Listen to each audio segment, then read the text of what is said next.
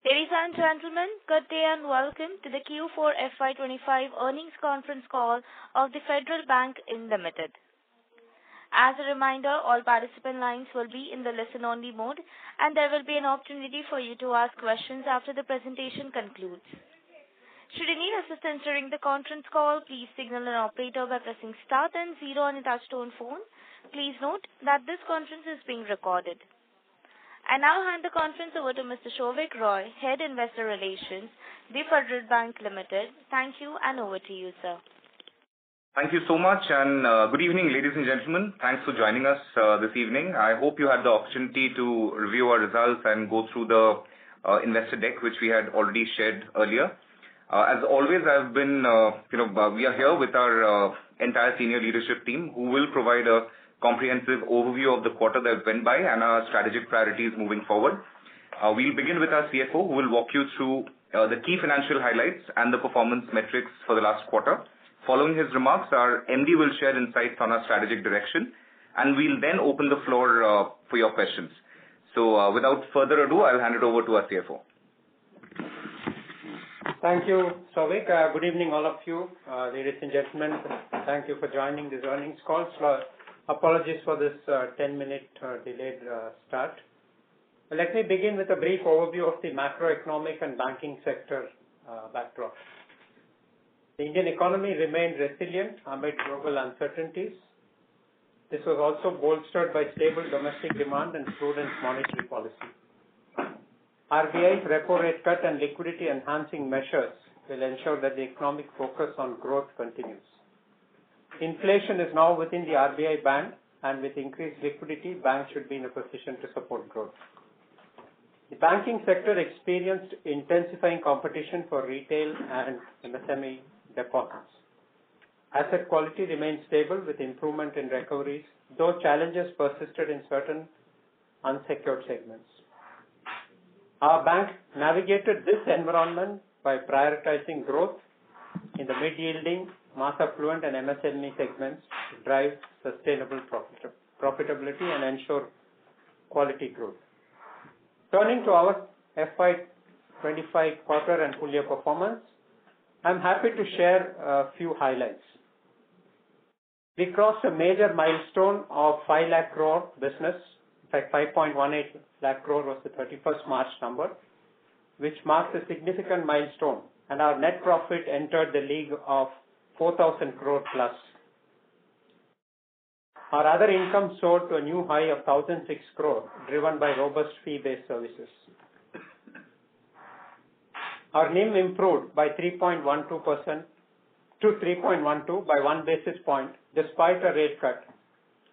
And as you know, more than half of our book is tagged to external benchmark, showcasing our agility in a dynamic rate environment. Core fee income grew at 6% QOQ, outpacing asset growth, reflecting our team's alignment towards a more rewarding franchise. We achieved our decadal best asset quality, supported by strong recoveries and arrested slippages, a feat we have consistently delivered every quarter, even in a tough macro environment. Credit cost for FY25 was 38 bps, in line with our earlier guidance of 35 to 40 bps.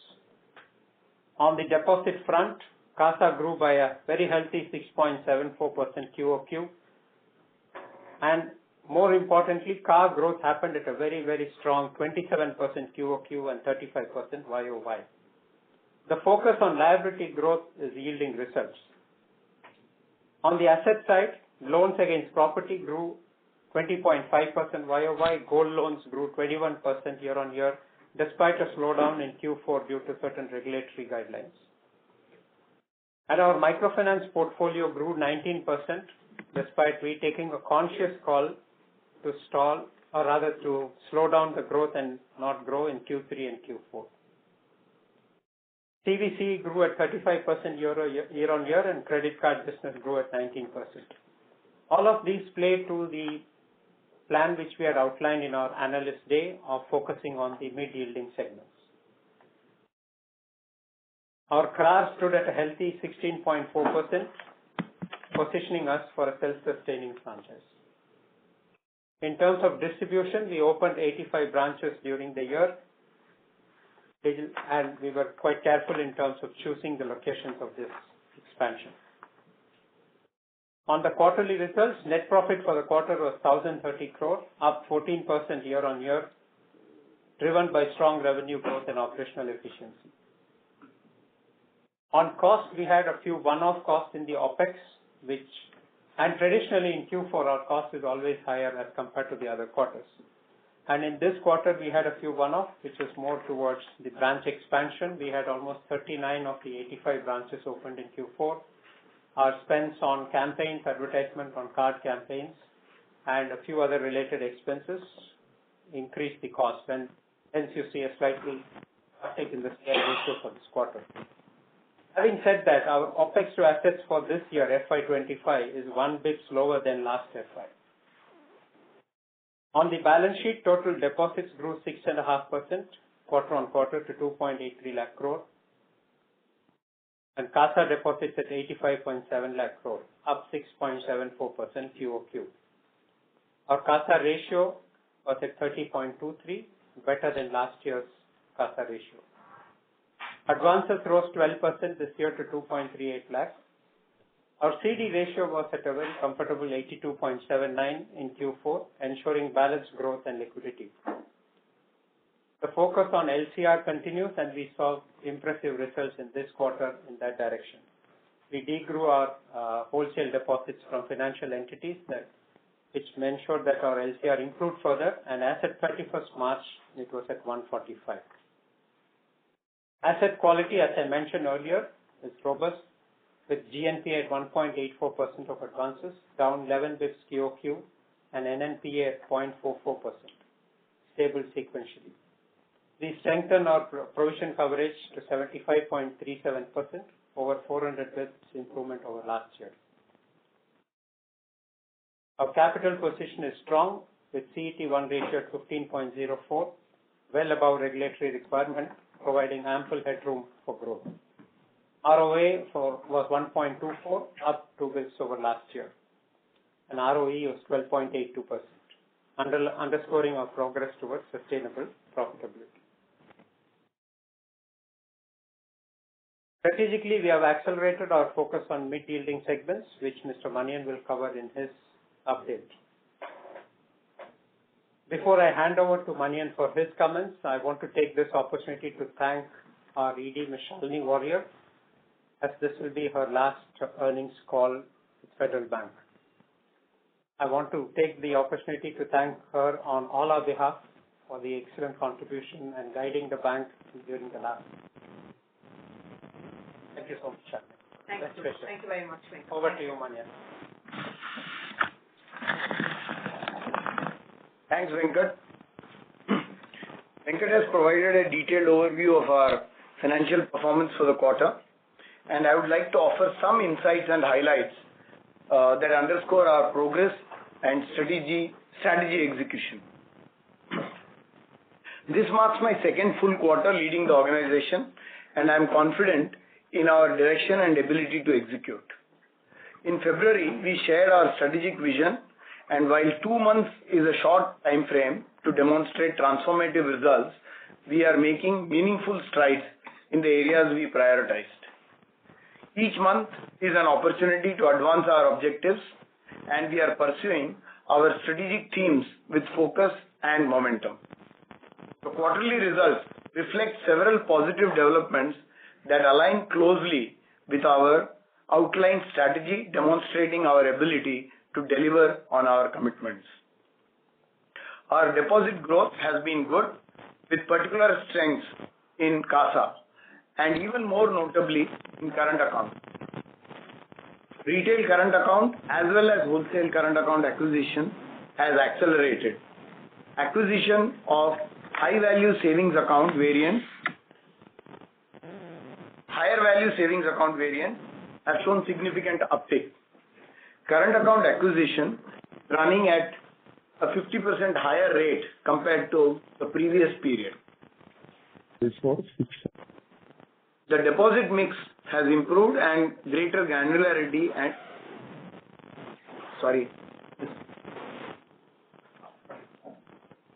Is this clear to all of you? Sorry.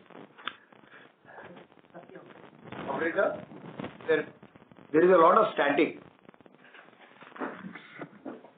Sorry. Yeah. Yeah, deposit mix has improved with greater granularity and enhanced LCR alignment as our reliance on financial sector deposits has significantly decreased. These factors have contributed to a robust LCR position. We have successfully implemented key initiatives to strengthen our financial and operational framework. These include a new transfer pricing methodology, a RAROC-based pricing model, and a comprehensive business-wise profit and loss system, fostering a culture of accountability among business managers for profitability and ROE. Additionally, we have introduced a robust business budgeting approach tied to branch potential and rolled out revised scorecards aligned with our strategic priorities. These initiatives have been well received by our teams and are driving renewed energy and focus, positioning us for long-term success. These efforts have also optimized capital utilization, resulting in improved capital adequacy, a testament to our disciplined approach to resource management. On the asset side, we set a strategic goal to accelerate growth in our middle yield portfolio, and we have achieved a robust 19% growth rate across most products in this segment. While gold loan faced challenges in the last quarter due to recent regulatory issues, the recent regulatory clarity positions us to resume steady growth in that product as well, consistent with our performance over the past year. In the low yield segment like home loans, HL and corporate banking, we are adopting a nuanced approach to growth. For HL, we are focusing on risk-return trade-offs, prioritizing customers who offer a broader revenue opportunity and relationship rather than competing on ultra-competitive pricing.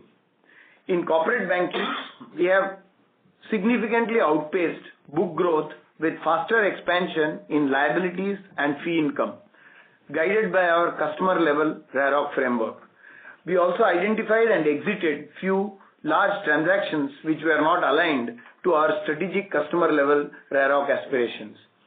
Our self-funding ratio has increased as highlighted in the presentation, and fee income in this segment has risen significantly faster than the asset growth. Notably, 75% of our new corporate client acquisitions are in the mid-market segment, reinforcing our commitment to sustainable, profitable growth as outlined in our strategy document. In the high-yield segment, our cards business is performing strongly with healthy growth in card acquisitions and balanced mix of organic and co-branded cards. As the credit environment stabilizes, we will increase our focus on personal loans to capture growth opportunities in this product. The microfinance segment requires continued caution, and we are approaching it prudently. We have largely maintained our NIMs while achieving growth in our targeted areas. To enhance NIM stability, we have introduced measures such as resetting new floating rate loans at T plus 90 instead of T plus 1, shifting our car loan business to fixed rates, and offering medium tenor fixed rate loans in our business banking segment.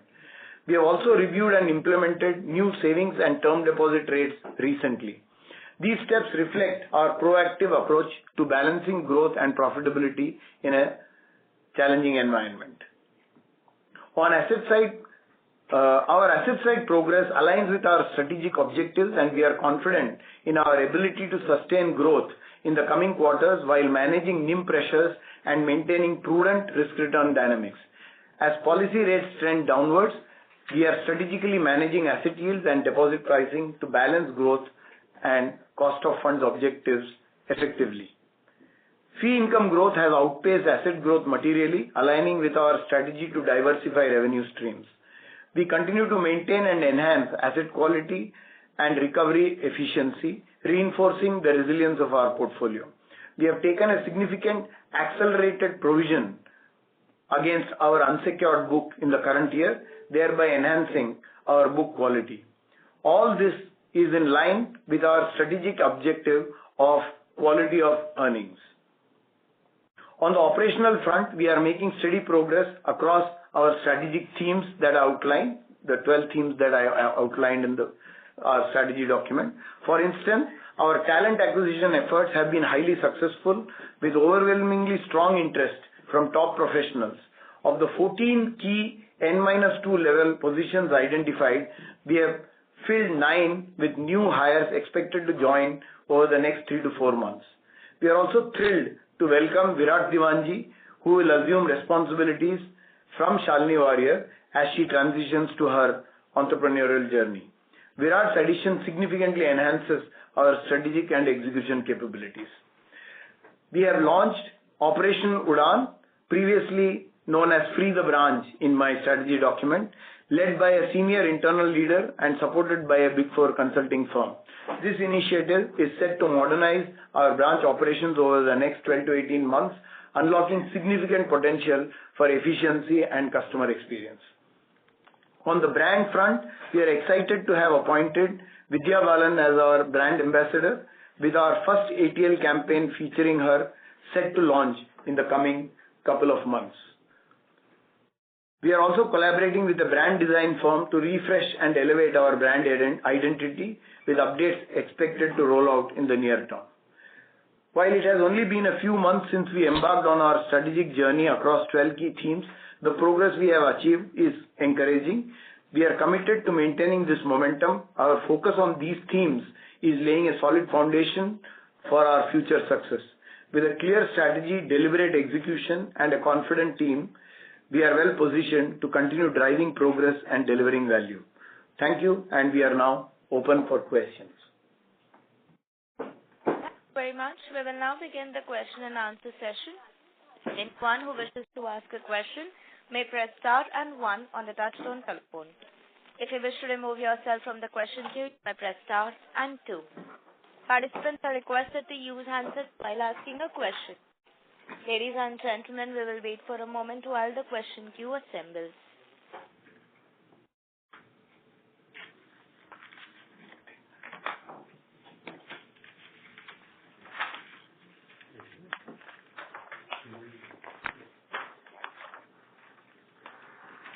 Operator, we may start. The first question is from the line of Mehruk Adjania from Nuvama. Please go ahead. Yeah, hello. I had a couple of questions. Now that you already started, focusing on maybe loans, and there was progress on that even in the fourth quarter. Do we expect that most of the consolidation of the lower yield segment is done, and can we return to the high teen loan growth in next year, that is in this year, FY26? That's my first question, and then I have a few others. Yeah, you want to ask your questions and then... Yes. Okay. Then, in terms of deposits, congratulations on the strong growth in current accounts. You had already, that was the key takeaway even in your strategy day. But is most of it very sticky? Because for many other banks, the year-end CASA is not very sticky. But given that you kind of started on a low base, will most of it be very sticky and will stay on the book? And also in terms of margins, right, there are many, many more, or at least 2 more repo rate cuts expected. So where do you, and then you will have, an uptick in your mid-yield proportion. So what, according to you, is the level of margins below which you will not go overall for FY26, right? Because the EBLR book is a high proportion. If you just do a rough math, it shows a big decline. But then the loan mix is also changing. CASA is also improving. So where do you see the bottom of margins in FY26? These are my questions. So coming to your questions, Maruk, if you really look at we have provided that data. If you look at the medium yield segment, which I had also focused during my strategic presentations, the growth rates on our medium yield segment is fairly strong at 19%, right, on a YOY basis. So, and even on quarter basis, it's a strong number. So we are quite clear that that effort will continue. There are a couple of things there which can actually grow better. In fact, if you look at that, our gold growth QOQ was not as strong as the YOY number, and that was because of the regulatory issues, headwinds that we faced at that point in time.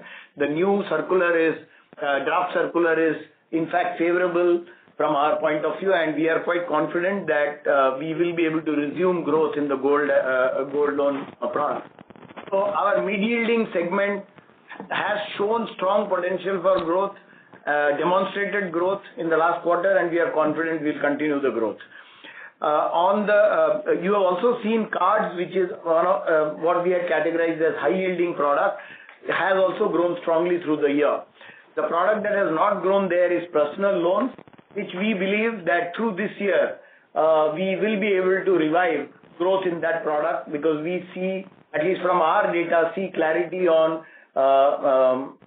credit environment being positive. So, and of course, the MFI, which we will continue to be cautious for a couple of more quarters, or maybe at least one more quarter, if not more quarters, to see whether we can grow that. So I see immense potential in growing all these businesses. And I also mentioned to you that in the corporate side, as while we have just begun the journey on the mid-market acquisition, as we build that acquisition, I think we will be able to build growth even in the corporate segment overall through the mid-market route. On the home loan is where just now, the last quarter and last year, the growth was relatively muted. That's a segment where we are, like I mentioned, we want to look at holistic approach to customers there and grow that business. Given all of this, I am reasonably confident we'll be able to get a reasonable rate of growth going on the asset side in the next year. On the NIM, I would put it this way, Maru, nobody knows that number. There are too many things staying there from our perspective. One is, of course, the policy itself, policy rates themselves. Second is, we are changing our mix, as you can see, mid-yield segments growing faster. Also, we have converted many of our products to fixed from floating. We have changed T+1 to T+90. There are multiple factors playing. Of course, our objective, and of course, we have cut savings rate, as you know, in April. So there are multiple levers playing. Our objective is to try and minimize the impact, but it is difficult to yet give you a guidance for the year on where the NIM will be. Obviously, our attempt is to minimize the impact on NIM and try to keep it as close to it is today. But it is going to be challenging to keep it exactly at that level through the year. On the CASA side, let me put it this way, that yes, there is year-end effect in CA. We were also lucky to some extent because Eid happened at the end of the year, and we had large remittances inward into India, and they stayed for a few days with us before getting remitted out to the final destinations. So we were a bit lucky. But having said that, even on an average basis, CA has shown over close to 7% kind of average growth rate in the quarter. For the quarter. So, while yes, there is, as is usual in the car business towards the end of the year, things do bump up a bit, but even on an average basis, we have a strong growth there. So, there is a fundamentally change in car acquisition. Our car acquisition rates on the retail side are at least 50% or close to 50% higher than what they were in the first 6 months of the year in terms of numbers and value.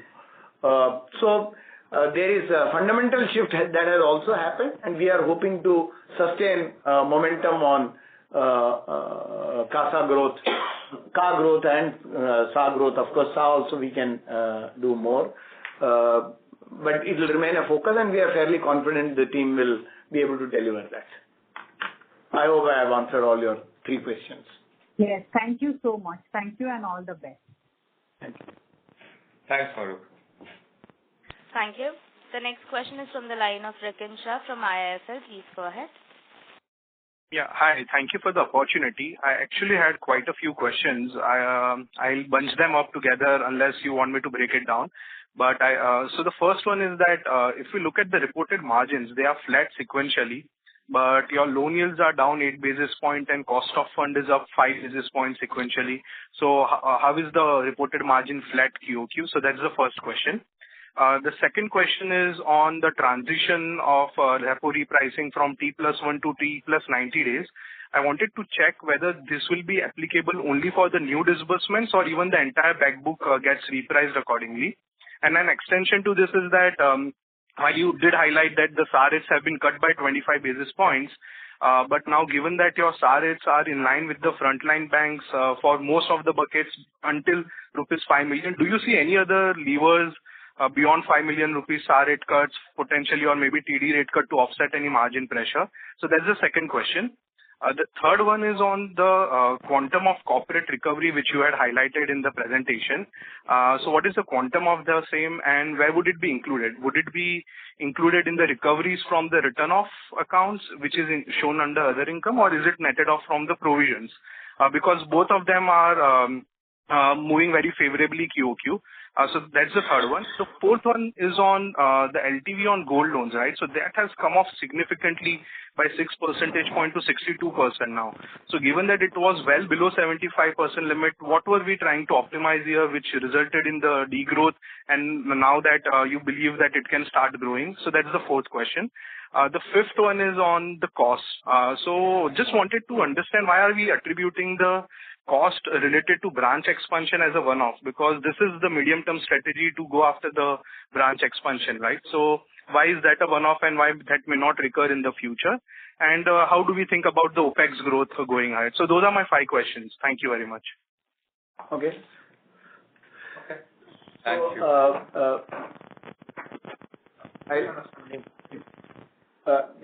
So first one was NIM.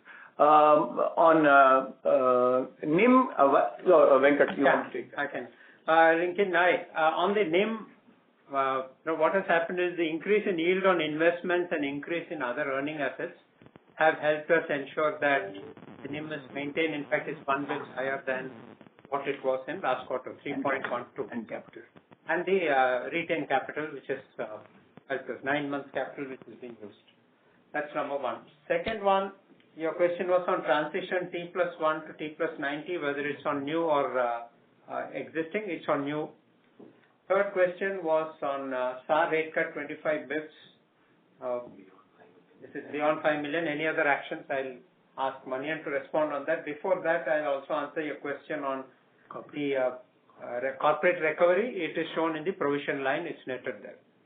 Manian, the question on SAR rate cut and LTV for gold, Harsh, if you can just answer. Yeah, and Venkat, sorry, just to follow up on this before Manian takes the remaining questions. What will be the quantum of corporate recovery? 115. 88. 9. That was one. But 97. 97 was one big account. Yeah. There were a few others. Yeah. So it will be around 110 to 115. Okay, got it. So if it is included in the or netted off from the provisions, then why is there a significant jump in the recovery from written off? Do we expect that to kind of taper down in going ahead, or it can kind of sustain at the current levels?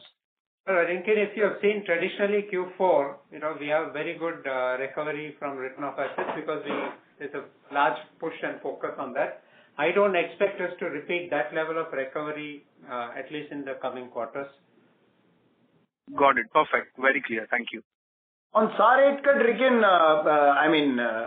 as you saw, we have cut based on what the market has done, and our actions on that will remain agile and watch the market and do as per what the market demands. I mean, if the market goes further down, we will go further down. We will retain our competitiveness and yet try and optimize costs to the extent possible on the rate cut. On LTV on gold loans. Harsh, I'll come on the LTV on gold loans. There has been on account of 2 reasons. One, the LTV is at 75%, but banks in general are required to maintain the LTV throughout the tenure of the loan and not just time of origination. Even accrued interest is what we factor in, and we keep a little bit extra margin so that we don't cross LTV at 75% at any point in time. So that's number one. The second point is that the gold prices has also increased significantly. Hence, LTV does look attractive unless people take top-up, and we do not really chase top-ups either. So that automatically also helps us because the gold prices has, in fact, done a significant uptick because of the gold price itself. And Rinkin, you had a question on the operating cost branch related. I think the context there is of the 85 branches which we opened in FY25, nearly 50% of it was in Q4. That was one of the reasons why it got bunched up a bit and you saw a bump in Q4. Having said that, it's one of the core costs as based on our distribution strategy, and over the year we will see it getting flatlined.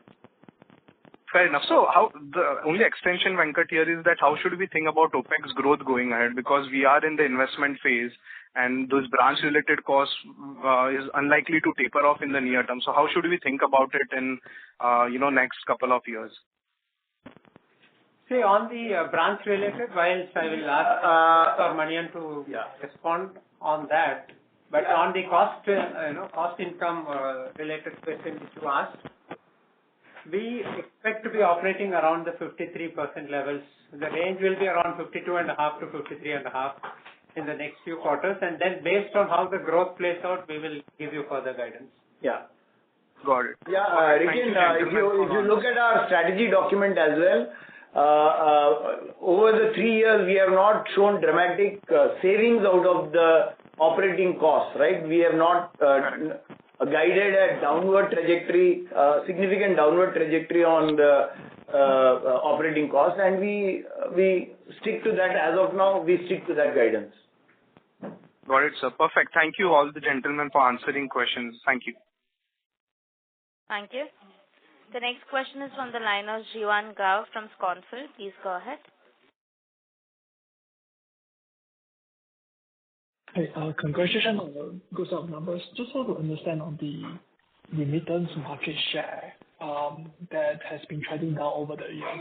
Just want to understand, what's happening there and what's our strategy on that. Is that one of the key focus, or it's more like we are focusing more on the car? Vishwa, one sec, please. You'll have to repeat your question. That was not very clear. We couldn't hear you. Sorry, am I audible? You are now. Yes. Please go ahead. Yeah, sorry about that. Just have one question on the remittance market share, which has been declining a little bit over the years. So what's our strategy there, and what's driving that decline going forward? Yeah, I'll ask my colleague Shalini to take this question. Hi. So just to come back on the remittance question that you've asked, our remittance market share has normally remained in the range of between 18 to 20%. We do see some differences on a quarter-to-quarter basis, but we operate in that range. Having said that, over the last 6 to 9 months, we have focused also increasingly on two things. One, we've ensured from a profitability standpoint that we don't follow some of the trends of, giving unnecessary discounts on rates, etc. So we've been quite disciplined about pricing, and therefore our profitability from a remittance engine has actually gone up 14% year on year. That's one thing. The second thing is, in order to ensure that volumes continue to come through our counters, we've increased our exchange house partnerships and other aggregator partnerships, including stretching out into non-GCC geographies like the US, the UK, etc. We've signed up with a few more remittance companies, and we're starting to see throughput through our counters. The coming quarters, we will see an increasing share from those partners as the technology solution gets embedded. So through both profitability actions and volume actions, our remittance market share remains in that range bound that you saw in the presentation. We are committed, and clearly it's a very integral part of our business. It's a corollary to our NR business. It's a business we know and understand very well. We have a three-pronged strategy, including relationship management, operations, and technology. We will continue to invest in that business to make it more and more robust and increase volumes on that. Hope that answers the question. Got it. Thanks. Yes, thanks so much. And on the corporate recovery, is any of the amount booked in the NII line? No. Return of recovery or corporate recovery? No, the recovery is booked in the provision line. Got it. And also you said that on the yield on investment, we managed to get it higher. Just want to understand, do we change, permanently some of our portfolio allocation, or how does that happen? I didn't get your question. Can you repeat it, please? Yeah, so you're saying that the yield on investment is helping margin this quarter. Just want to understand. There is no significant change on the investment strategy on the bank. Overall, from an investment standpoint, the mix, duration, etc., has broadly remained the same. It is a marginal move, but nothing significantly on the approach. Thank you so much.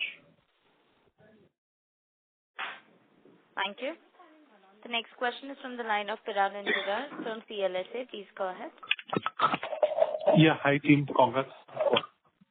Just a few questions. You are breaking. Your voice is cracking. Your voice is cracking. Can you? Yeah. Am I audible now? Yes. You're audible, Piran. You're audible. Okay, perfect. So just a few questions, and firstly, congrats on the quarter. Our agri slippages have been inching up for the past few quarters. Anything to read into this? That's question number one. The second is just a reiteration or just getting back to Maruk's question on loan growth outlook. Are we saying that it picks up from this 12, 13 or 14% levels currently in over the next 2-3 quarters, or are we refraining from giving any guidance? And third, if you could just give us the average CASA ratio for the quarter and the prior quarter, that would be useful. So coming to the agri thing, it is, please read MFI in that. It is the MFI slippage that is causing that agri to be higher. Of course, our MFI portfolio is a small portfolio, but yes, there is slippage coming from that portfolio that is reflected in that agri number. So that is one. And as we have said, we have not grown that portfolio. We have remained focused on asset quality there. And but having said that, yes, slippages are coming from there. That is number one. Second point you had was a guidance on the growth, asset growth. Yes, yeah, we are guiding that the growth should get better than the 12% that we have seen now. Yes, that is the broad guidance. That is true. We don't disclose our the CASA numbers. We average we don't. We have the average CASA. I mean, you've given the rupee crore number, but you've not given the average deposit. So it's sort of we have not followed the practice of giving that. We can. We have given average CASA and EOP, details of EOP for the rest of them. Yeah. The split. The CASA average has been disclosed, right? We have already disclosed the CASA average, right? So. Okay, fair enough. And just one clarification, this 25 BIP February repo rate cut was passed through right from the day after the repo rate cut. Yes, yes.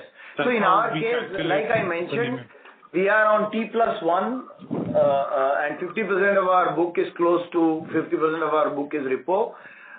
We are trying to migrate the new loans as well as existing loans on renewals on non-retail loans to T+90, but that is a process and that will not have an immediate impact on the. It will take some time to migrate to that. Got it. Okay, that's it from my end. Thank you and wish you all the best. Yeah, thank you. Thank you.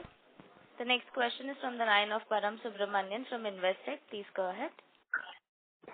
Yeah, thanks for taking my question. Firstly, again on the NI line or margin, so the NI is down quarter on quarter, right, about 2.2%. So I want to understand, there is loan growth in the quarter. So how exactly are we saying that margins are flat quarter on quarter? Because that would imply that interest earning advances are down, right, on an average basis quarter on quarter. No, so Param, the loan growth, average loan growth is, and it is about average loan growth and the EOP loan growth. That's the difference. That's what is causing the drop in NII. Plus it's a 90-day quarter. Yeah, plus it was a 90-day quarter and instead of a 91-day quarter. There are small things that are making it. And repo rate cut also. And repo rate cut. Yeah, all three put together, basically. Okay. So, actually, so for example, last quarter on a flat loan book, quarter on quarter, you had shown a, NII growth. Is it something related to that as well? You had shown 3% quarter on quarter NII growth. So is it that, the base was inflated? Because we're just trying to understand this quarter on quarter movement, because that is not telling with the, the margin that you are reporting. There were 2 extra days last quarter. Yeah, it's a very technical thing, Param. Last month there were 2 extra days. We'll pick it up. We'll pick it up separately and explain to you. Last month there were 2 extra days. So a lot of these calculations we have gone through. But yes, there is no inflation of one and deflation of other, all that business in any case.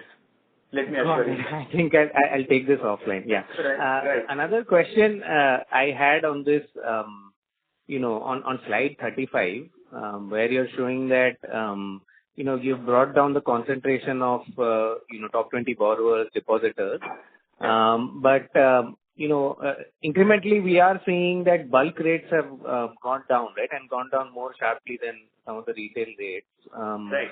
So is this, are we, sticking to this, or will we be more nimble going ahead, because opportunistically, that's where the lower cost is? No, Param, actually we have been nimble. If you really look at the quarter 2 to quarter 3, our wholesale deposits dropped significantly, and they have actually risen in the last quarter. Top 20 is about concentration, not about the overall book. So if you look at wholesale rates were lower, so we did increase our wholesale deposits in the quarter. Q4, the wholesale deposits have actually gone up. And the mix has changed. Our earlier wholesale deposits used to come from financial entities. We have reduced dependence on them and actually got it from more LCR friendly and DICGC friendly sources. So therefore, we are absolutely nimble and agile in making sure. The top 20 is about concentration. So actually we have expanded the base of wholesale depositors and increased our deposits without increasing the concentration. Fair enough, Manian. So basically, going ahead also, we will be nimble and looking at, if it is... Absolutely. We will optimize cost of funds whichever way we can. And as I said earlier, in an environment where repo rates are only headed downwards, we have to be absolutely nimble in managing our cost of funds and therefore NIM. We will remain on top of that. And, we didn't say that, but a small thing like our cash retention limits in our branches have halved in the last quarter. And that adds almost 1 paisa to the NIM. 1 bip to the NIM.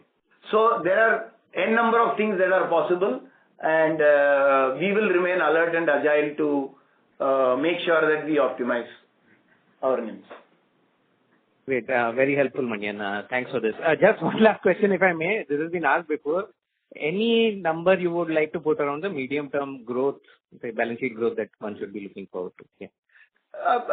Param, we have given that guidance, right? We have always said we will lie in 1.2 to 1.5 times the industry growth rate or the nominal GDP growth rate. Both are roughly same metric, roughly come to the same thing. So that's the guidance that continues. And Param, the evidence is in seeing that in the results this quarter. If you see, we had earlier said that we will choose to grow in mid-yield segments, and we have grown that mid-yield segment at an average of 19%.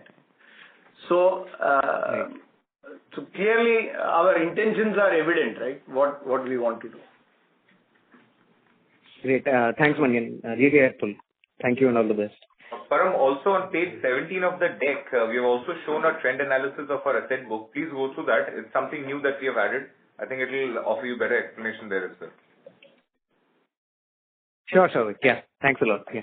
Thanks, Param. Thank you. The next question is from the line of Dikshant B from DB Wealth. Please go ahead. Hello, sir.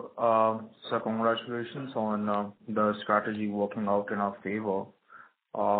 Sir, my first question is that in the previous quarters, you have mentioned, actually in the previous quarter, you have mentioned that we will wait for the credit cost environment to stabilize before we, expand in the unsecured credit. Can you just paint a word picture at what point will we press the accelerator to capture that market, which can help us, get more sort of credit growth in that market? Right. Dishant, you can already see that on our credit card book, we have already started growing much faster. The growth rate is significant, if you have noticed the growth rate on our credit card book. So we think on credit card, we were getting more comfortable based on our underwriting standards and our book. We had got more comfortable, and we are already pushing for growth in credit cards. And both organic and inorganic have grown. We have got a balanced growth going there.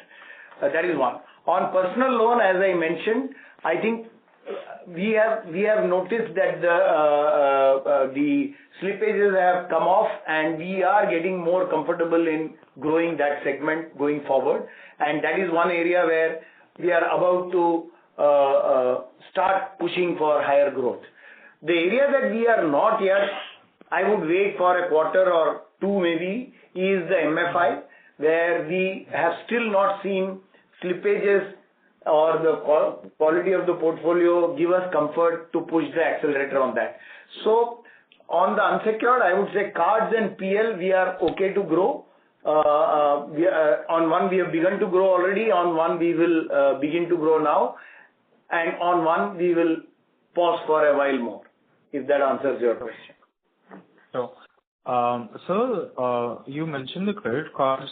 If you can give a ballpark number on out of our total profitability of 4,000 crores this year, how much would be the profits from our credit cards? It's still very small, Dishant. So, any let's ballpark talk about it when it is reporting. Cards take time to build. And cards business is about scale as well. It needs some time to scale up and deliver profitability. So right now, the profitability is nothing much to write home about. Still early stages. But are we above our break-even cost right now, sir? Yeah, we don't lose money. We don't lose money, but we don't make money. Yeah, enough. Yeah. Got it. Yeah. So, you have mentioned that we are right now going towards much more of a fixed interest loan book, and as you're from a philosophical perspective, also from a value perspective, also we believe in having much more fixed loan interest book going forward. So, let's say in the next 6 to 7 quarters, from 30%, what is the growth that we are aiming to achieve? No, Dishant, there is a nuance difference between what you are saying and what I would like to communicate.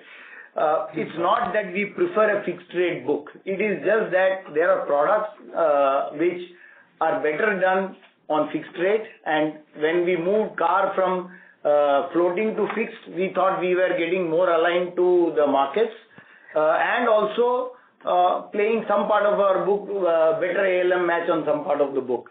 We don't want to overplay the fixed rate game, because that game looks good in some part of the cycle and it will not look good in some other part of the cycle. So we don't want to overdo any of this. We need to get the right portfolio mix, right balance in the portfolio between fixed and floating, long and short. All of that, we need a reasonable mix. So we don't have a strategy to push very strongly for fixed rate growth. Yeah. It would be in this range, plus minus 2 to 3%? Again, difficult to, I haven't done the math on that. But let me put it this way. If you see CVC, we want to grow fast, which are fixed rate product, right? Car loans, we want to grow fast, which are fixed rate product. Personal loans and gold loans are fixed rate products, right? So I would say, and we want to grow these. So it will play out, I would say, and corporate is largely floating rate, and therefore it will be lower growth than these. So I would say, yes, it will inch upwards. I haven't done the math on where it will get, frankly. So one last question here is, as we are going towards more of expanding our car book and also our corporate banking, could you just, give us some sort of clarity into what is our major focus into the next, which is the current financial year? I am sorry, I wasn't able to enter into the Mumbai event that you had. I wasn't in town. No, so broadly speaking, current account is of course not only corporate, it is a corporate and retail strategy. We had said that we need to bring more focus into that. And of course, there are many things, products, distribution, all of that we have to see. So current account is clearly, as we had explained at that time, the big gap CASA ratio is on the current account side because we had 24 plus 6. 6% was our CAR ratio and 24 was CAR ratio. So therefore, we saw an opportunity in car, and that's what we are continuing to focus, both on retail and wholesale. And on the wholesale book otherwise, of course, our focus remains more holistic in terms of a customer-based, RAROC-based approach to a customer. We want a wallet share which is a mix of advances, current account, foreign exchange business, and any other fee business. So we remain focused on maintaining customer level risk-adjusted returns. That's our strategy, and that will continue. And that has already begun to play out, as I explained in my opening remarks, and it will continue to be the focus. So last question here, our peers in the market have been able to be in the 40% ranges of our CASA book. Do you think that we can achieve that going forward, maybe in the next year and a half? Year and a half? Yeah. Please look at the... look at our strategy document. We have guided that over 3 years we'll get to 36% is what we have guided. Changing CASA ratio at the same time growing the book is not possible to change it by 4-5% in a year. We will be realistic about it, but we will be able to grow it to those levels. Maybe in 5 years, if you are... Okay. Thank you so much, sir. Thank you so much. Really appreciate this. Thank you. Participants, in order to ensure that the management is able to address the questions to all participants, please limit your questions to one per participant. If you have a follow-up question, you may rejoin the queue. The next question is from the line of MD Mahesh from Kotak Securities. Please go ahead. Hey, hi. I'm coming back. Hi, sir. Just coming back on that margins again.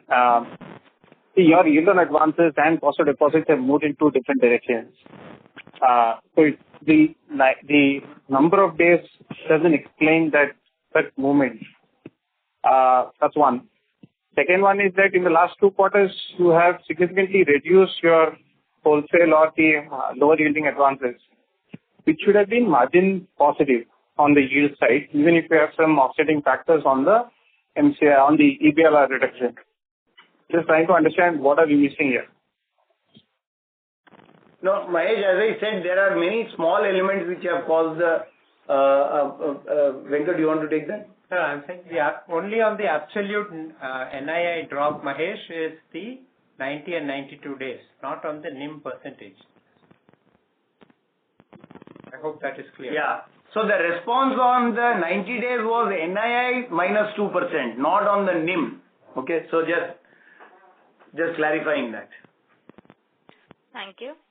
The next question is from the line of Jignesh Shial from Ambit Capital. Please go ahead. Yeah, thanks actually. There was, primarily I wanted to understand, we are seeing a stagnation in your home loan book over on year you're saying you're focusing on better yield home loan product altogether. So if you can give some clarity, what kind of customer profile or what kind of portfolio are you building it out here? If you can give some clarity on that, that will be really helpful. I have one more, but probably I'll take it up later. But this is, if you can answer it more on a... So we are not saying that we want to build a different customer profile. We are saying, as I said, we want a more holistic relationship customer while doing home loan business, which means home loan customer should give us multi-product relationship rather than just home loan, because home loan per se is not a profitable enough or ROE accretive product.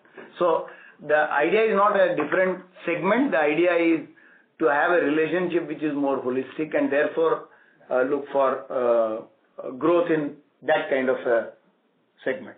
Cards, insurance. Yeah, so he can be a multi-product customer, like we have he can be a savings account customer, he can have our cards, he can have wealth management business with us, he can do many things, right? Thank you. Insurance, many things. Thank you. The next question is from the line of Kunal Shah from Citigroup. Please go ahead. Yeah. So questions are firstly on the ROA levers. When you look at it, maybe because of EBLR, we will see some pressure on margins. OpEx also, you indicated it might not come off. Credit cost also to remain broadly in a similar range. So would fee income be the only lever in the very near term to manage the ROAs? And when we look at it, particularly on the credit RWA, in fact, that's going up because of our focus on the mid-lending segment. So if we have to look at it in terms of a return on risk-weighted assets, then that seems to be still lower. So what initiatives are we taking to manage that?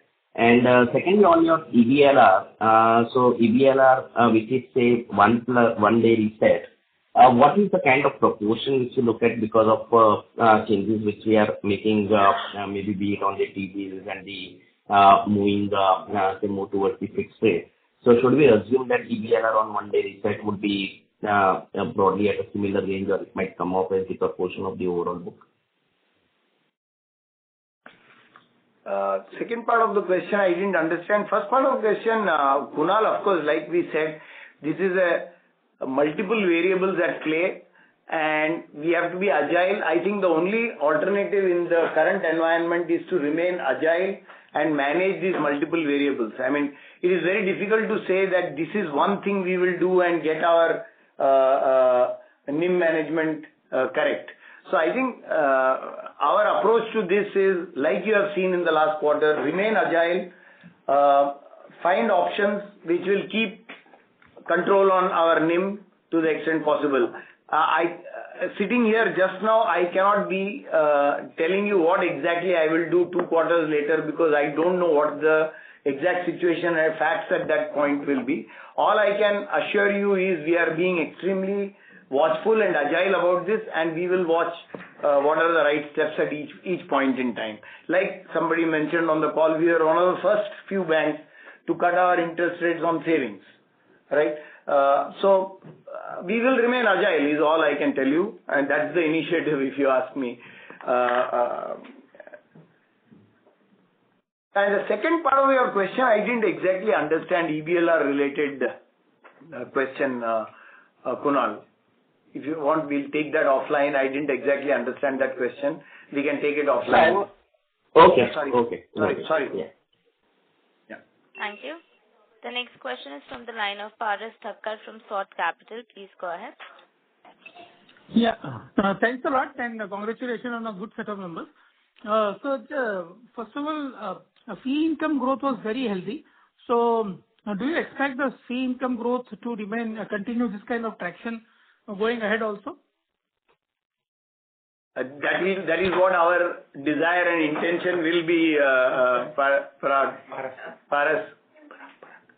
no? Yeah, Parag, yes. That is what our intention and desire will be. We will do our best to keep that momentum. Correct. And basically, based on asset liability duration, when can we return to the normal NIM, even if the repo rates are cut by 50 bits more? you will try and protect your NIMs, as you said, in various ways. But based on asset liability duration point of view, when can you come back to the normal? I mean that when the deposit gets repriced to the extent the rate cuts happen on the asset side. It's almost a year. Yeah, it's about a year. If you ask me, the broad principle wise, about a year. 12 to 15 months.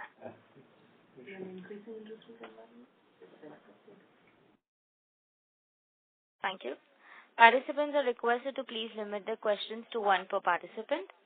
The next question is from the line of Krishnan ASV from HDFC Securities. Please go ahead. Yeah, hi. Many thanks for taking this question. This was related to slide 17. I just want to understand the mix as it is moving towards mid-yielding businesses. That's very visible, 24 over 25.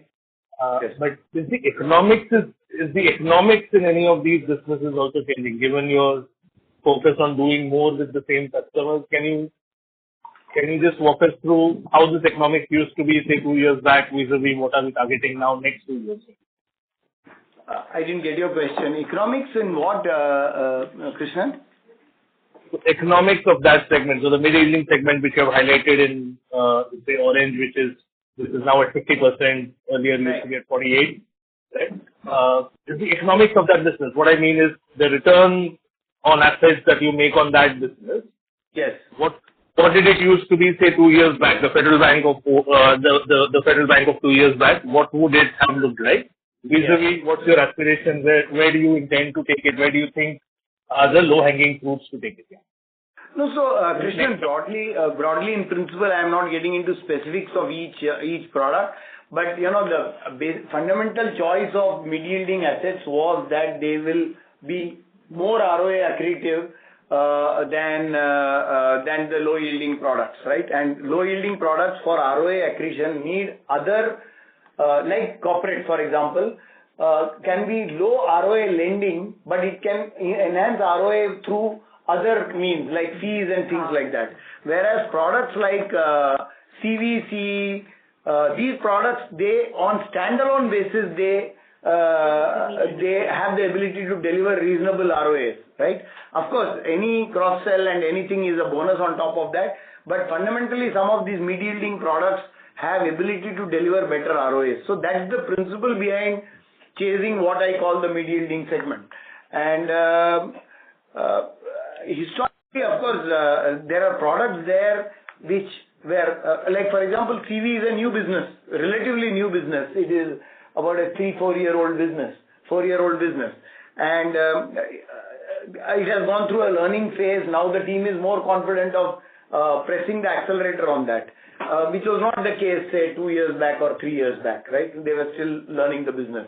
We have stated in our strategy document that we'll get into businesses like tractors, we'll get into businesses like business loans. So there are all these mid-yielding, I think there is immense potential in the mid-yielding segment to look for products which are standalone better ROA products, and that's part of the strategy. I don't know whether I answered what you were looking for. Thank you. The next question is from the line of Kaushik Poddar from KB Capital Markets. Please go ahead. Yeah, on the cost-income ratio, which is a little high, around 56-57%, where do you see it in another 2 years? In our strategy document, we have given a guidance on our cost-to-income ratios. In fact, it is one item on which I have not shown gain in reaching our targeted ROA and ROEs, and we have essentially guided a flat-ish cost-to-income number over the next 2 to 3 years. So 53 handle, 50, that handle is what you should expect in the medium term for us to remain at. Because we will invest, we have several elements of investments, which of course we will, as I have always said, we will calibrate those investments along with outcomes on revenues so that we can we'll earn the right to invest through enhancing revenues. But broadly, I would say we are not expecting significant deviation either ways from our cost to income. So you look at the annual cost to income this year is what, 54. Thank you. The next question is from the line of Anand Swaminathan from BOFA. Please go ahead. Thank you. Manian, since you've joined, has there been any change in the structure of the relationship with any of the fintechs, any product changes, anything you can highlight in terms of any change in approach to your fintech channels? Thank you. So, on the card side, credit card side, we have, of course, we had a regulatory issue on doing business.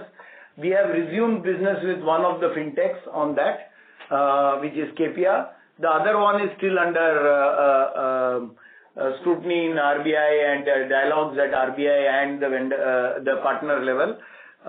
We will see and resume it in a form that may be slightly different, but will work towards, will fit into our strategy. On the personal loan side, from distribution perspective, we are enhancing relationships with more fintechs because we are treating them as distribution partners, and that is something that we are expanding. On the savings account side, just now the two partners we had, we continue to engage with them in the same way, except that we have reduced focus on numbers and focused a bit more on quality of acquisition of accounts with them. And cross-sell. Cross-sell and quality of acquisition has been a higher focus with those two partners. So those are the changes. Sure. Thank you. And the decline in the personal loan account number is purely kind of conservatism or anything else happening there? Decline in personal loans. Yeah. It's, like I said, through the last year, we remained conservative on the personal loan. We are looking at relaxing some of that. Given the portfolio performance, it is giving us confidence to go back and relax some of those norms. But yes, through the last year, we had tightened our norms, and that is reflected in the lack of growth in the portfolio, and also, of course, the decline rates there you see. One last question. Yeah, can we take one last question? Sure. Thank you, ladies and gentlemen. This will be the last question for today, which is from the line of Jay Mundra from ICICI Securities. Please go ahead. Yeah, hi, good evening, sir. Just one question. Assuming no further rate cut from RBI and the basis you have tweaked your savings account, how should one look at the margins in the near term? Thank you. पहले तो I must say, आपके मुंह में घी शक्कर. No rate cut from RBI is not something that I am thinking about just now. But Jay, that situation is quite hypothetical. I think there are going to be rate cuts, and we have to remain agile and see how we manage our NIM. No rate cut is not even a base case scenario or extreme case scenario probably just now. Right. Sure. Thank you, sir. Thank you everybody. Thank you for joining us today. We really appreciate it. Thank you for all the questions, and we remain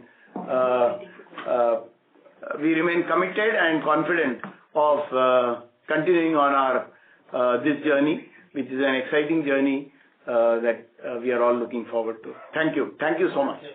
Bye. Thank you. Bye. Thanks everybody. Bye-bye. Bye. Thank you. On behalf of the Federal Bank Limited, that concludes this conference. Thank you for joining us, and you may now disconnect your lines.